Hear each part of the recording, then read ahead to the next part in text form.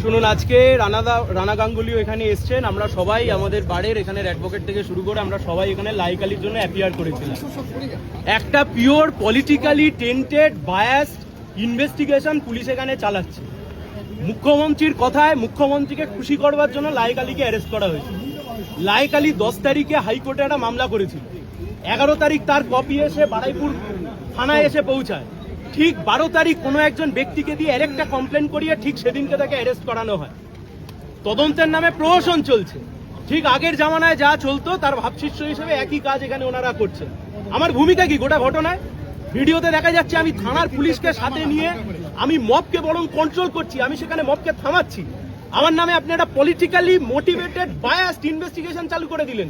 3-3টে FIR হয়েছে। আমরা আমাদের সাবমিশনে বলেছি, এখানে রানাদাও রয়েছেন, আমরা আমাদের সাবমিশনে বলেছি কতগুলো এফআইআর করবেন। আইনের ধজিয়া উড়িয়ে রেখে দিয়েছে। গোটা কোর্ট চত্বরকে একটা মব অ্যাটাক করবার জন্য সেখানে দাঁড় করিয়ে রেখেছে। কি ছুড়বেন? ডিম ছুড়বেন? অ্যাকিউজ নিরাপদ নয়, অ্যাকিউজদের কাউন্সিল নিরাপদ নয়। This is rule of law. 2 মাস হলো ক্ষমতায় এসছেন, রুল অফ ল বলে কিছু রেখেছেন আপনি? শুধুমাত্র একটা সিপিআইএম এর লিডার, সে সেখানে ভোটে দাঁড়িয়েছিল। আপনি উদ্দেশ্য প্রণোদিতভাবে আপনার মনে হয়েছে আপনি বিভিন্ন রকম ভাবে চাপ সৃষ্টি করে একটা নতুন করে পুলিশ কমপ্লেন করে তাকে আপনি অ্যারেস্ট করালেন। কখন? আপনি জানেন যে সময়তে হাইকোর্টে মামলাটা উঠলে সে একটা প্রোটেকশন পেয়ে যেতে পারে। আমরা আমাদের সাবমিশন করেছি, উনি রিজার্ভ রেখেছেন, কিন্তু এটা সম্পূর্ণভাবে রাজনৈতিক উদ্দেশ্য প্রণোদিত একটি মামলা, যে মামলা করে সিপিআইএম নেতা লাইকালিকে গ্রেপ্তার করা হয়েছে।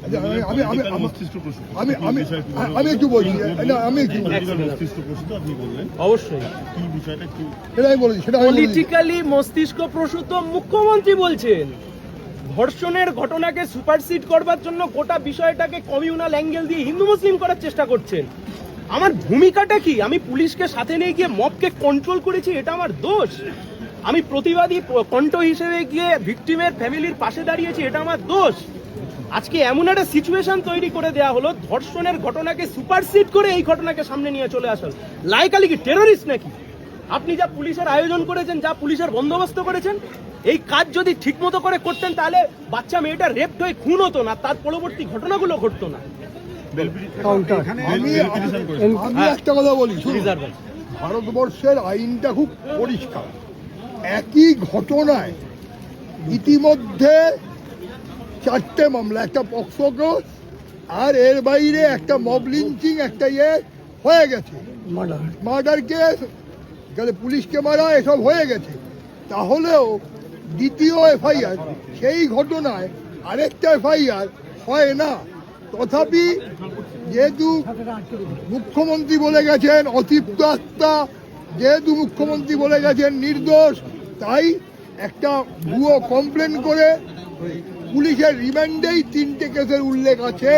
তাহলে 4র্থ কেস আবার আসবে কি করে সেটা আমরা পর্যন্ত বুঝতে পারিনি। আইনে এর কোনো ব্যাখ্যা নেই। এটা গায়ের জোরের বিষয় হচ্ছে, এটাই হচ্ছে মস্তিষ্ক প্রসূত, এটাই হচ্ছে রাজনৈতিক ভেন্ডাটা। এইটাই আমরা সাধারণত বলেছি এবং বলেছি যে পরিবারের লোকজন, দুজনের পরিবার যে মারা গিয়েছে, তারা বলছে লাহেক আলী কারোর বাড়িতে যাননি, শুধুমাত্র ওই ঘটনাস্থলে গিয়েছেন। তারা ইন্দ্রজিতের বাবা মা বলেছে লাহেককে আমরা চিনি না, এবং এর বাবা মা বলেছে যে লাহেক তার বাড়িতে যায়নি, শুধুমাত্র রাস্তায় কি গন্ডগোল পাকানোর জন্য গিয়েছে। এটা কিন্তু রাজনৈতিক প্রশ্ন। 27টা ধারায় মামলা রুজু করেছে, 27টা ধারা। রেল লাইন উপড়ানো থেকে পুলিশকে মারধর করা, আমি নাকি পুলিশের কয়েদি ছাড়িয়ে নিয়ে চলে গেছি, ফরওয়ার্ডিং এ লিখেছে। হাস্যকর বিষয় তৈরি করছে রাজ্যের বুকে পুলিশ প্রশাসন। সেটাই তো বললাম আপনাদেরকে যে আমার একমাত্র দোষ, আমি প্রতিবাদী কণ্ঠ হিসেবে, আমার দল সিপিআইএম, আমি তার নেতা হিসেবে, প্রতিবাদী কণ্ঠ হিসেবে আমি গিয়ে ভিকটিম গার্লের পাশে দাঁড়িয়েছিলাম। অ্যান্ড হোয়াট অ্যাবাউট দ্যাট বিজেপির লিডার, যার নাম বারংবার সামনে এসছে, তার কি অবস্থা আজকে? তাকে পুলিশ ইনভেস্টিগেশনের আওতায় রেখেছে। তাহলে আগের সরকারের বিরুদ্ধে যা যা অভিযোগ উঠতো, যে তদন্তের আগেই তদন্ত করে ফেলতেন মুখ্যমন্ত্রী, আজকের মুখ্যমন্ত্রী তার শিষ্য হিসেবে একই কাজ করছেন, আলাদা কোনো কাজ করছেন না। মুখ্যমন্ত্রী সুপারভিশনে কোনোদিন তদন্ত হয়? এসপি সুপারভিশনে তদন্ত হয় আমরা জানি, আইপিএস র্যাঙ্ক অফিসারের সুপারভিশনে তদন্ত হয় জানি, মুখ্যমন্ত্রী সুপারভিশনে তদন্ত হয়। সেজন্য আমরা বলেছি দিস পলিটিক্যালি ভিশিয়েটেড। পলিটিক্যালি পলিটিক্যাল ভেন্ডেটাতে করেছেন। বিমান ব্যানার্জি গেছিলেন, বিমান ব্যানার্জিকে অ্যারেস্ট করা যায়নি। ঋতব্রত ব্যানার্জি গেছিলেন, ঋতব্রত ব্যানার্জিকে অ্যারেস্ট করা যায়নি। গুড তৃণমূলস লায়ক আলীকে অ্যারেস্ট করেছে, কারণ কমিউনিস্ট পার্টির লিডার। করতেই পারে, কিন্তু দেশের সংবিধানটা এখনো রয়েছে, প্রতিবাদী কণ্ঠকে এইভাবে থামাতে পারে।